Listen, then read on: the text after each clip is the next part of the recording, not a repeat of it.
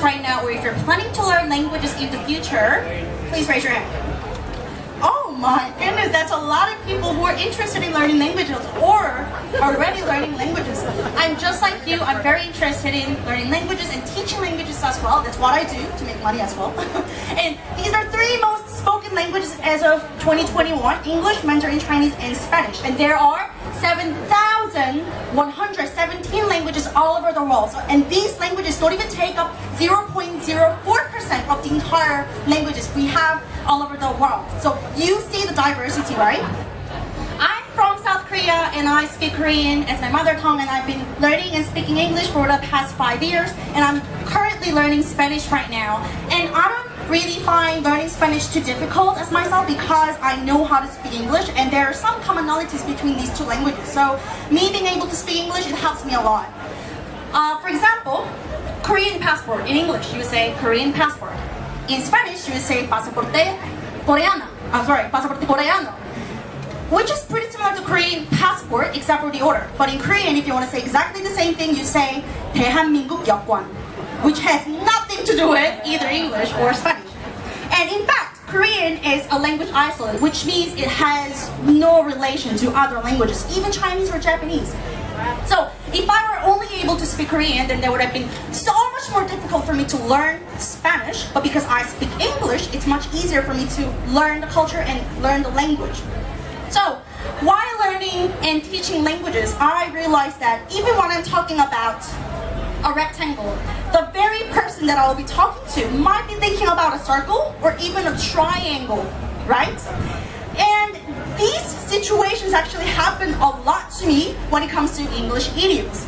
For example, when I first heard a word and learned the idiom, hit the books, I was like, why do you want to hit the books?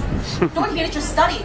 Just say you want to study, right? Why would you say that? It just didn't make any sense to me from my culture, because I'm not from the culture, right? So there was a huge gap between my culture and the culture of English language.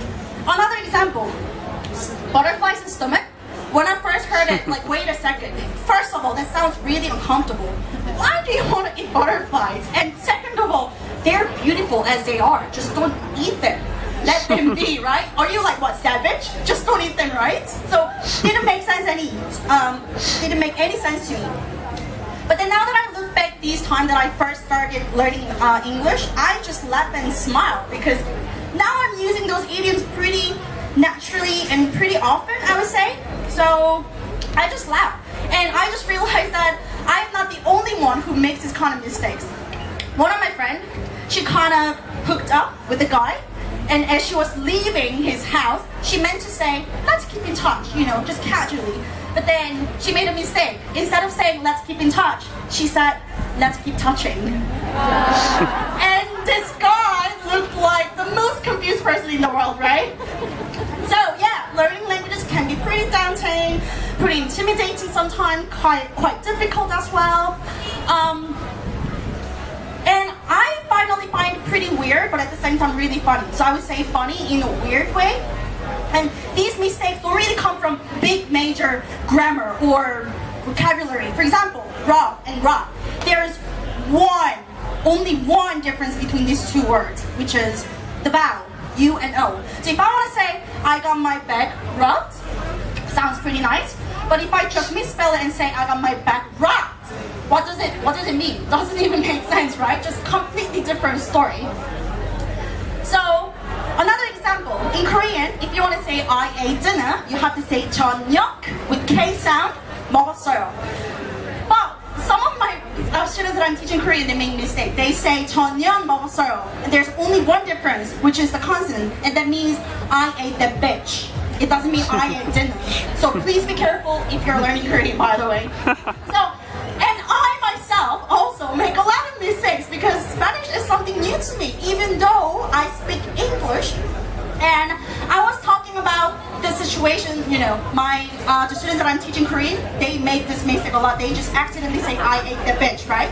So I was talking about this story to my tutor, and I was supposed to say, it was embarrassing, which is, fue embarazoso. Oh, sorry, embarazoso, sorry. But then accidentally I said, fue embarazada, which doesn't mean it was embarrassing, it means it was pregnant. and nobody was pregnant. I was just wanting to talk about the embarrassing story, right? So I just also realized that from these mistakes that I made, I just accidentally say it was pregnant or that I ate that bitch, whatever. You have to learn from mistakes. You really have nothing to be shamed on. Just accept the mistakes and learn from those mistakes. And you really have to be patient. It honestly took a year and a half for me to be able to have a meaningful conversation in English. It takes time. Just don't be too harsh on yourself, okay? Be patient and be kind to yourself. That's the most important thing as well.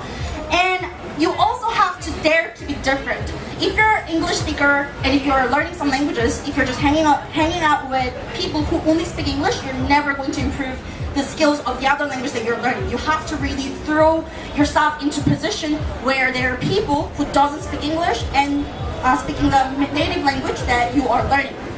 And I would also say you really have to do it every day. And Duolingo has been helping me a lot because if I skip a lesson, it literally comes back to me and threatens me. It really threatens me. Serin, come back, Spanish time. So please do it every day. Otherwise, you're going to lose the motivation very easily. And I would like to wrap up this presentation by saying one of my favorite phrases in Korean. It says, 가는 말이 고와야 오는 말이 곱다, which means if you're looking for a kind reaction, you have to be the kind person from the beginning. So while learning languages, you're going to make a ton of mistakes, but that's fine. Don't be embarrassed. It's fine. Just be kind to yourself. Be patient to other people as well. If there are anyone around you who's learning a new language, be kind to them. If needed, correct them, but in a kind way. Be kind, be patient, and you're going to be alright. Thank you so much, and enjoy the rest of the night.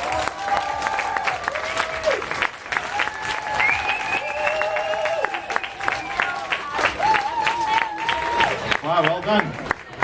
You're right, I had no idea how weird languages were. Alright, are there any questions about weirdness of language from the audience?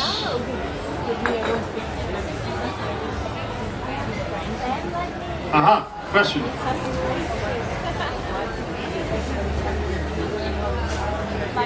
So the question is, you come from a different type of writing, a different alphabet. Was it challenging to learn a different alphabet as well? Learning alphabets, specifically speaking about English, it wasn't really difficult because English is pretty much everywhere. It's very much of an international language, and as we grow up, we get exposed to a lot of English words. For example, if you want to say computer in Korean, it's computer. Yeah, like we get exposed to the language a lot. So learning the alphabet was not difficult, but how to speak, it was the most difficult one, I would say. But alphabets was not really matter. Yeah. Cool. Any other questions? Yes, Fred. Fred wants to know, what's the next language you're going to learn? I'm learning Spanish right now, but I learned a little bit of French when I was in high school, and I would like to go back because I really like the sound of it. And my roommate is French, and whenever she talks to her dad or to other friends of her in French, I just love it. It sounds so sexy and it sounds so beautiful. So I would love to go back to French at some point, yes. It's a good language to get your bag robbed. Any other questions from the audience? I think they want to ask a question, but they're just shy. They're just a little bit too pregnant.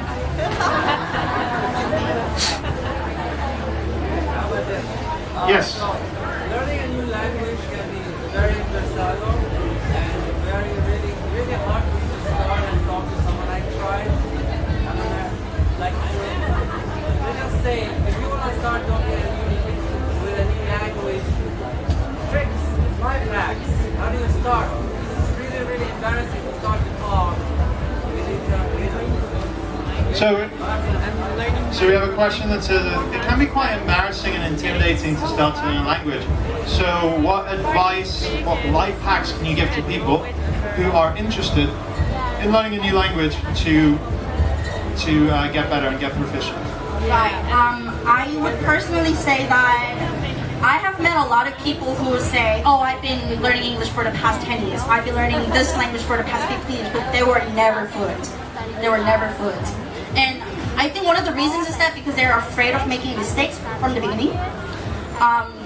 So what I think when I try to learn a new language is that I ask myself, okay, I'm 27-year-old, so let's say 37-year-old Serin, what would she say? What would she say if you just don't try, if you just don't even try to learn this language and you are still not fluent after 10 years of time, and you're 37, no progress, what would she say, you know? And I don't really want her to say, that's embarrassing, you know? I want her to say, you did a good job, you're actually fluent in this language, well done, you know? So I do that self-talk to myself a lot whenever it's embarrassing, whenever I make mistakes. Yeah, if that helps. Great, yeah, that's a great response and a great talk. And let's give one final round of applause for Serin.